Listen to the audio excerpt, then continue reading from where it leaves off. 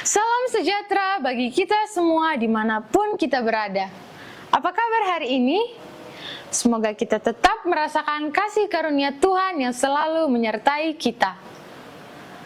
Para pemirsa yang diberkati Tuhan, saat ini saya ingin menyampaikan suatu motivasi di dalam kehidupan kita.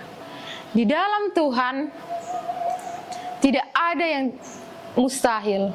Tidak ada yang tidak mungkin, segalanya mungkin bagi Dia.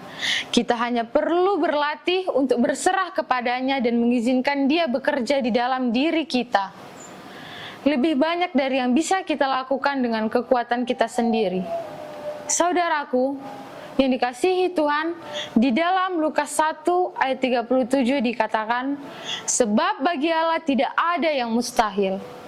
Percayalah, apapun pergumulan kita, Tuhan sangat mengasihi kita. Dia sangat peduli dengan kita. Tetaplah percaya dan bergantung kepada Tuhan.